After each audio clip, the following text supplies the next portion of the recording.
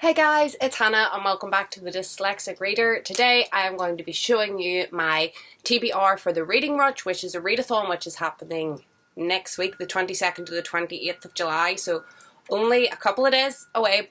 So I'm late to this game, but I've been sick the past week, so I wasn't able to get to the library to get the books, to film and get this up.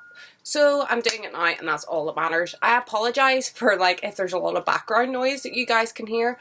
But it is really hot today and I film in my attic. This is my attic. So, third story, small house, hot day. It gets really warm up here. So I just have to have the window open or this isn't going to happen. So you probably hear the road noise outside. But there's nothing I can do about that. So let's just get started. I am going to try and read 7 books. I have participated in Booktubeathon, which was what the Reading Rush was called in previous years, twice, and I think I managed to read 7 books both times, so I would like to do the same again this year if I can. So some of these books could double up for multiple challenges if you're looking for books that maybe have a non-human main character and you could read one place and have purple on the cover. It could fill multiples, but I'm just picking one book for each challenge because I would like to read 7 if possible.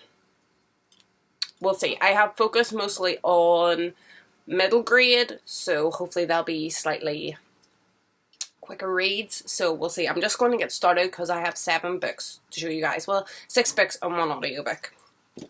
The first one that I'm reading, this is for a book with purple on the cover. This is Beetle Queen by M.G. Leonard.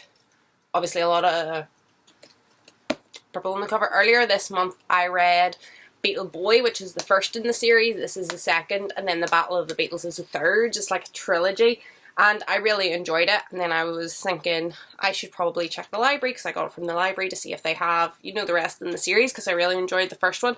And when this came up, I was like, oh, that'll be perfect for a Booktubeathon for my purple book. So it's basically about a boy the first one is about a boy whose father went missing and he goes to live with his uncle, but there's this weird evil lady that seems to be involved in his father's disappearance, but also is she's a fashion designer, but she's obsessed with bugs and beetles, and her wee boy's father and her have a path. They used to study bugs together in university, and it's all linked together. And I don't really want to say more because I feel like it'll wreck the first book, but this is just so it all panned out fine in the end. You could read the first one as a standalone really, but this is the continuation of the story and I'll be interested to see. The characters were really good. It was really fun. It was quite different. It was easy to read, so I'm hoping this one will be the same and it will be a good start. My next book is the book that I'm going to try and read in the same place the whole time, and I have a big green armchair in my living room and I'm thinking I'll sit there because there's a wee table beside it so I can have snacks on it, and it's beside a window so there's loads of natural light. And I picked If You Find This by Matthew Barker. I was looking just at the library and I was looking for short books because, to read in one place, I don't want to be tied to one place. I read similar places all the time, but I'm on the chair, on the sofa, I'll read a couple of chapters in bed, I'll come up here and read a couple of chapters, I'll be somewhere else. So for one place, I'll just keep this on the table and read it down there. I was looking for shorter books, but none of the shorter books in the library were just grabbing my interest, and I thought I would rather read a longer book that I was interested in than a short book that I'm going to be put off with. It says, 4 missing heirlooms, 3 misfit boys, 2 runaway grandfathers, and 1 awfully big adventure. When Nicholas's never-spoken-about grandfather is let out of prison, trouble comes too. He's got a map to a huge fortune, he says, but he's losing his mind, the doctor says. Meanwhile, Nicholas's family are going to have to sell their house to make ends meet. With the help of 2 extremely unlikely allies, Nicholas must engineer a breakout from the retirement home, barter with a local witch, and unwrap the secrets of his family's past in order to give them a shot at the future. So it just seems like a cool mystery. The cover and title drew me in, and that sounded like something that I would enjoy. It's not too long, it's just over 300 pages, so hopefully that will be doable. The next challenge was to read a book with a non-human main character, and I went The Land of the Never Endings. Imagination makes the world go round, and the main characters of this book, there is like a human girl, but it seems to be, you can't really see because of the glare, toys. The cat flap opened. For 1 second, Emily thought some wild animal was coming in, but the muddy creature that climbed through the flap was smaller than a squirrel, and it had 4 little wheels and a tail. What if there exists a world powered by imagination, a world of silliness where humans and their toys live long after they've left the hard world? What if the door between that one and this one was broken? Welcome to the land of never endings. So I don't really know too much about this. Those first 3 are all library books, apart from The Beetle Queen, which I knew what it was about because I read the first one. The other 2 I just went in today and was like, I need 2 books to fill these last 2 challenges, and they were just the 2 I came up with. So this one you could read it for the non-human main character, you could read it for purple on the cover, and you could read it in one place and fulfill 3 challenges with 1 book. I'm just trying to get 7 books, so I'm trying to find a different book for each challenge. But I think this one looks pretty nice. It must be a new release, like it doesn't look like it has been out of the library too many times. I haven't heard of this. 2017, so it's maybe just a new book to the library and not, like, it's not a new book in general, it's a couple of years old. But it sounds really good and I haven't heard about it before. The next challenge is to read an author's first book, and I'm going to read Jane Eyre by Charlotte Bronte. I have never read Jane Eyre. I have seen many adaptations of it on the screen. I may have listened to the audiobook a long time ago, but I don't really remember, and I'm interested to see how the book relates to the movies. This is a horrible edition. It's like the edition that they give out to like school kids if you were like studying this for GCSE. It's like this really weird hardback, and I think it must have been a school copy because somebody, like, some things have been written in it in pencil, so obviously someone has just never given this back to their school and then just threw it in a charity shop and I picked it up. But it'll do for the purpose I want it for. After I read it, it'll probably go back in a charity shop again, and I'm just interested to see because the screen adaptations that I have seen of this have focused a lot on the romance side of things, so I'll be interested to see if the romance is as big a part as the book or is it more like a life story. And again, this one could be your book to film adaptation. You could read it in one place. It's an author's first work, and you maybe could get an edition with purple on the cover and it would fulfill loads of challenges. So, but Jane Eyre is going to be for my author's first book. Then we have the book to movie adaptation, and for this I'm reading one of my favourite books of all time, Mrs. Frisby and the Rats of Nim. This is not new to me. I have read it a million times. I've seen the movie a million times, but I just love the movie and I love this book. The movie is called The Secrets of Nim. It was a Don Bluth movie. I really enjoy animated films as like an art style, and I think Don Bluth is one of my favourite animators of all time. His work is absolutely beautiful, and The Secret of Nim is no different. There's just like scenes in it where the colour palette and all is absolutely stunning. So it's a great movie if you haven't seen it. And this is actually quite, like, the storyline is similar to the movie. There's not much deviation, but there's a whole load of more backstory in this. So as a kid, the movie was fine, like I enjoyed it, but I didn't read this book until I was a bit older, and I really enjoyed finding out more of the backstory of the Rats of Nim and how they came to be and what they were doing before they got on the farm and all that good stuff. I'm so excited to read this again. It's just great.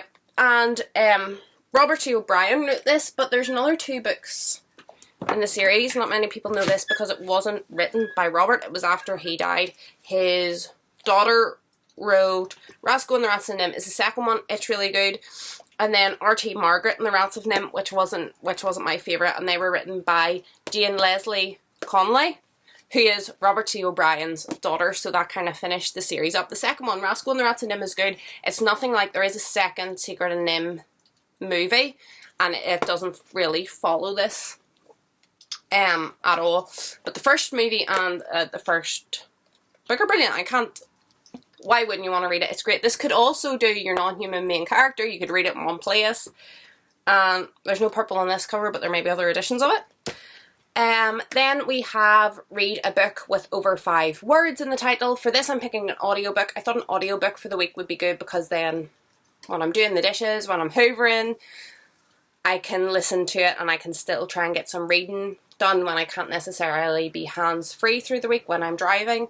So I picked I'll Be Gone in the Dark, One Woman's Obsessive Hunt for the Golden State Killer or something it's called. I don't have it in front of me so I can't remember, by Michelle McNamara. I'll put it up here. I've heard great things about this. It is a true crime book, non-fiction, about one woman's hunt for the Golden State Killer. She looked into the case. I think she coined the name for him. She was the first one to call him the Golden State Killer, and she done all this research, and they eventually did catch this guy, like, as she was writing her book, so that all, like, comes out in it, I think. I don't obviously know too much, I haven't read it, but I've heard some really, really good things about it, and I've heard the audiobook is, like, quite good as well, so I'm going to try and listen to the audiobook of this, which I got from my library, and that will hopefully help to base my reading. And then the last book, what's the last book? Oh, a book you were meant to read last year. Last year I purchased a whole bunch of these Penguin Mini Modern Classics. So the Penguin Mini Classics are black, and then they released like a modern range, which are like these green mint colour. And I just picked one of them because it would be a nice short read. I'll probably read this at midnight on Sunday and then have like one book checked off, so it's like a good start to the readathon. And I picked Hans Fallada, Why Do You Wear a Cheap Watch? And at the back it just says, darkly funny streetwise tales of low-life grifters and ordinary people trying to make ends meet in pre-war Germany. So most of the modern classics, of the ones I've read anyway, have been like a collection of like short stories. Like they're short enough as is, like they're under, like this is 50 pages. And they're small pages, and there's still several stories in here. I think most of the ones I have read have been like several short stories within a shortened form, if you know what I mean. So I'll just be interested. Yeah, it seems like there's maybe 2 or 3 stories in here. Maybe just 2. Oh no, 3. Why Do You Wear a Cheap Watch? War, Monument, or Urinal, and 50 Marks and a Merry Christmas. So just 3 wee short stories to kick off the readathon, so I have like one book ticked off. So I have book you were meant to read last year, book to movie adaptation, an author's first work, a non-human main character, read something in the one place, and a book with purple on the cover, and then my book with more than 5 words in the title. And that is my Reading Rush TBR for 2019. I'm super excited. I'm going to go out on Sunday afternoon and get loads of snacks and juice, and I'm going to be posting a lot about, I'll probably be on the Twitter sprints and stuff, so you can follow me on Twitter. I am going to obviously put all these books into Goodreads and show how I'm getting along Goodreads, so you can follow me on Goodreads. But probably the best place to follow me if you want to like keep updated on how I'm getting on through the week is Instagram, which is also linked down below, because I'll probably be on IG stories a couple of times a day, how I'm getting on when I finish a book, what I thought about it, stuff like that, just to keep engaged with you guys. And I think you can argue that the online side of things distracts from it, because you're like, oh, I finished this, I'm not going to pick up the next book, I'm going to go on IG stories and update everyone and see what everyone else is doing. But I also feel like that's a ton of motivation and makes it a lot more fun as well. Like if I wanted to read 7 books in a week, like I could do it myself, and I wouldn't have to like be restricted to challenges, and I wouldn't have to go online, and I could probably be way more successful. But where's the fun in that? The fun in this is the community. I always think it's such a highlight of my reading year, and I'm excited.